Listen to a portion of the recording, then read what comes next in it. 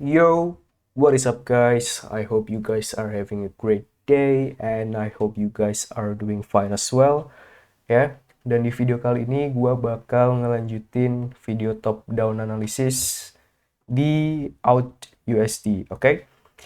Nah, di Out USD ini kita bakal ngulangin lagi dari weekly time frame. Nanti kita lihat sampai mungkin 15 minute time frame atau gimana gitu. Seperti biasanya ya, kita lihat dulu ada struktur nggak nanti. Oke, kalau gitu langsung mulai aja. Di weekly time frame ini kita udah nge-switch ke bullish, oke? Kenapa?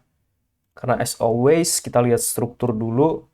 Kita lihat di sini strukturnya high, low, higher high, higher low, higher high. Di sini ya higher high. Habis itu ditembus ke bawah, low, lower high. Di sini belum lower high sih. Low-nya masih di situ. Jadi di sini masih belum struktur apa-apa. Nah, di sini baru kan bearish nih. Lower low, lower high. Di sini udah ngebentuk lower low. Tapi setelah itu high-nya terakhir ini ya. Lower high terakhir ini kalau emang si out USD ini di weekly time frame-nya emang mau bearish, dia lanjut ke bawah gini. Cuman di sini dia ke break ke atas cuy. Ini.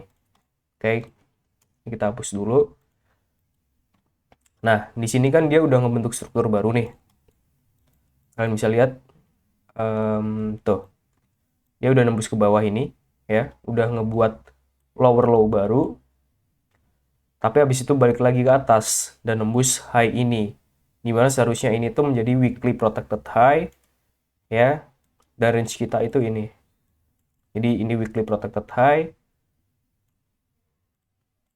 Setelah itu kita nge-expect turun ke bawah gini kan. Tapi karena ini diinvalidasi ke atas, ya kita di weekly time frame ini dari ekspektasi kita dari bearish menjadi bullish. Oke. Which means sekarang low ini tuh menjadi weekly protected low. Kita tulis dulu, habis itu kita cari point of interest kita untuk weekly structure ini. Mungkin yang penting di dalam sini ya. Coba kita refine ke daily time frame. Yang penting di dalam range ini karena apa? Karena ini tuh leg terakhir yang bertanggung jawab atas break off structure-nya harga ke atas. Oke. Kita cari di daily time frame. Kita bisa pakai ini.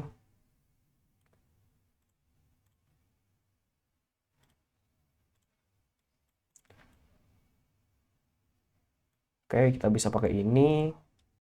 Atau mungkin bisa pakai ini. Banyak banget cuy.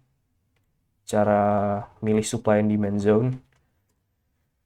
Sesuai preference aja. Atau biar gampang kita pakai weekly time frame aja sih. Tapi weekly time frame kegedean menurut gue sih. Jadi ya kita pakai ini aja. Demand zone, sorry.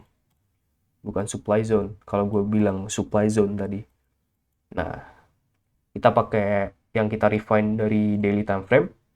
Oke. Jadi untuk weekly structure-nya, point invalidasi dari si weekly time frame tuh ini. Dan point of interest kita ini, demand zone-nya. Oke, clear? Udah. Weekly time frame clear. Sekarang kita ke daily time frame. Oke, daily time frame leg terakhir yang bertanggung jawab atas break of structure harga ke atas, this one. Oke, clear banget. Kenapa? Karena di sini as I said before ya, kita di sini itu bearish high, low, lower high, lower low. Which means kalau harga mau ngeinvalidasi structure bearish ini ya, which means kalau keinvalidasi kita menjadi bullish, itu harus melewati high ini. Dan dia ketembus dong.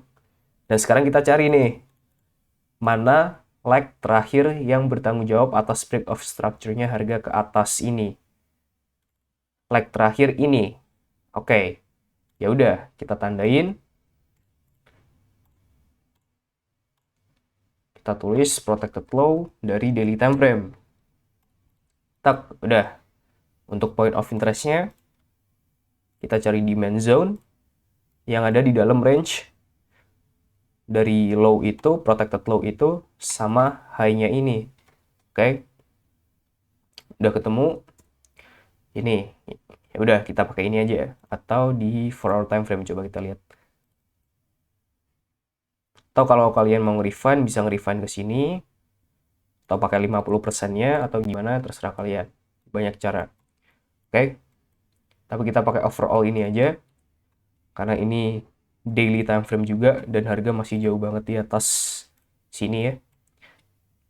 Di sini. So, ya. Yeah. Oke, jadi untuk daily time frame, gitu, kita nggak expect bullishness dari area sini. Dan kalaupun harga balik ke sini, kita mencari konfirmasi, nggak ada konfirmasi, ditembus ke bawah, ya kita tahu what's next, oke? Dan kalau misalkan dia tembus ke bawah begini, tapi masih belum nyentuh demand zone yang berdasarkan weekly time frame structure kita, ya belum nyentuh nih, belum nyentuh udah balik ke atas gini, ya udah kita bisa nge-sell di supply zone baru berdasarkan daily time frame structure yang baru. Dengan ekspektasi apa kita nge-sell di sini untuk si harga ini biar turun ke bawah, lalu nge-mitigasi demand zone yang berdasarkan weekly time frame structure, lalu lanjut ke atas untuk ngelanjutin weekly time frame structure itu. Oke, daily time frame sama weekly time frame udah, kita turun ke 4 hour time frame. Di 4 hour time frame belum ada apa-apa ya. Belum ada apa-apa. Sebenarnya poin dari si 4 hour time frame tuh ini. Oke. Ya udah kita tandain aja kali ya. Sebenarnya tuh ini cuy. Sebenarnya tuh ini leg-nya terakhir. Cuman bisa kalian lihat di sini dia itu cuman nge-weak ya, cuman nge-weak doang, shadow doang. Which means kalau untuk gua ini tuh masih belum menjadi leg yang valid karena dia nge-break structure ke atasnya tuh cuman nge-weak. Bisa aja dia nge-weak ini tuh untuk ngambil liquidity yang ada di atas ini untuk lanjut ke bawah. Untuk lanjut ke bawah itu kemana? Ke 4 hour time frame structure yang di sini ya. 4 hour time frame structure yang ada di sini untuk memitigasi si demand zone-nya. Jadi ini masih belum gue anggap sebagai break of structure ke atas nih. Nah, jadi untuk 4 hour time frame-nya kita pakai ini.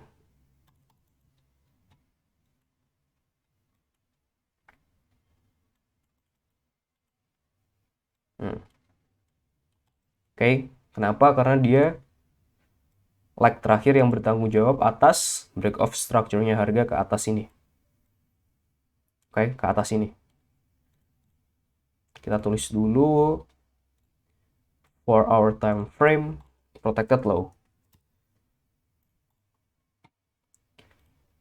Supply zone, demand zone kita bisa pakai week ini karena gue cukup yakin kalau di lower time frame itu tuh demand zone yang jelas. Coba kita lihat 1 hour time frame. Yap. Tuh kalian lihat ya. Tuh, oke. Demand zone.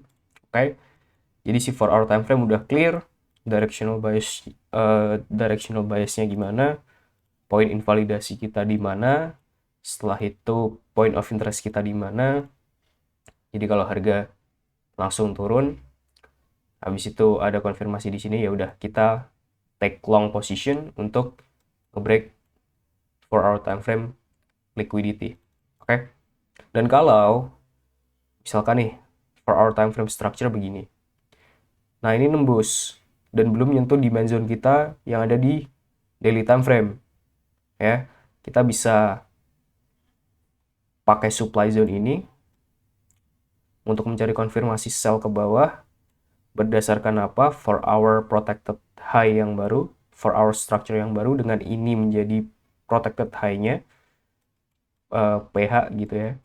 Nah, Kita bisa nge-sell di sini dengan ekspektasi si harga ini bakal turun lagi dan memitigasi si daily time frame demand zone ya, yang berdasarkan daily time frame structure as well tentunya, untuk lanjut si daily time frame structure ini ke atas.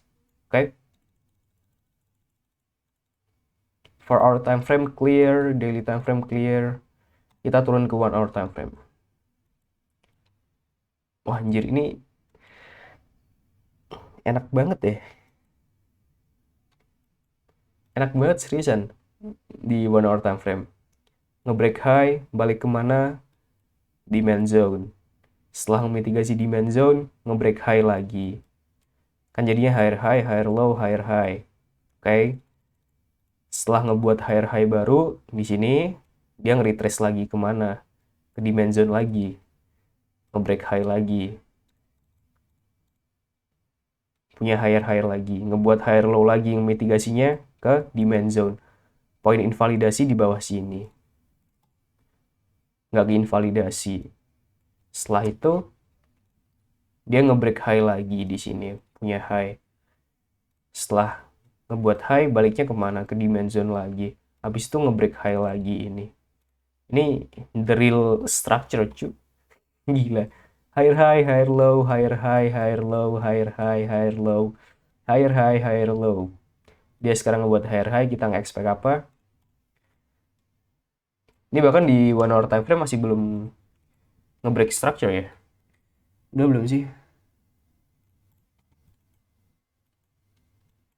Belum cuy. Iya belum.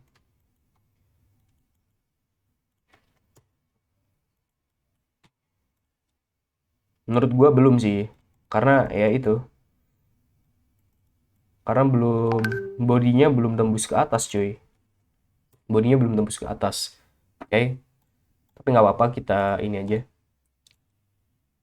Kita pakai ini aja sebagai 1 hour protected low, dimana kita nge-expect buy di demand zone ini.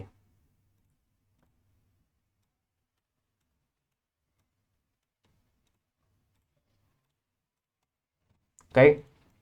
Nah, jadi di demand zone ini, di sini ya, untuk 1 hour time frame kita nge-expect kalau harga balik ke demand zone ini di lower time frame, kita mencari konfirmasi ya.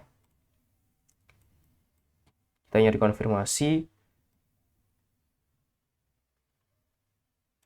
kita entry untuk nembus si 1 hour structural liquidity di atas sini. Oke. Itu ekspektasi kita. Cuman kalau si 1 hour time frame ini tembus ke bawah nih, gini ya. Set. Ya kayak 4 hour time frame juga. Ya. Dia tembus ke bawah, kita punya point of interest berdasarkan 4 hour time frame structure dan poin invalidasi kita di 4 hour time frame, ya. Ketika harga nge-retrace kembali ke atas dan belum menyentuh point of interest kita, ya udah, kita bisa nge-sell di supply zone yang baru berdasarkan structure 1 hour time frame yang baru. Dengan ekspektasi apa? Dengan ekspektasi bahwa si 1 hour time frame ini bakal tetap bearish sampai nyentuh point of interest kita di 4 hour time frame berdasarkan 4 hour time frame structure. Oke? Jadi nanti ekspektasi kita begini. Ya. Jadi kita nge-sell dulu di sini untuk memitigasi si 4 hour time frame ini dan mencari konfirmasi. Kalau ada konfirmasi untuk buy, kita nge-buy dengan harapan, bukan harapan, dengan ekspektasi si harga ini bakal ngelanjutin 4 hour time frame structure. Oke? Gue rasa gitu aja deh. Karena di 15 minute time frame ya. Yap, di 15 minute time frame juga nggak ada apa-apa.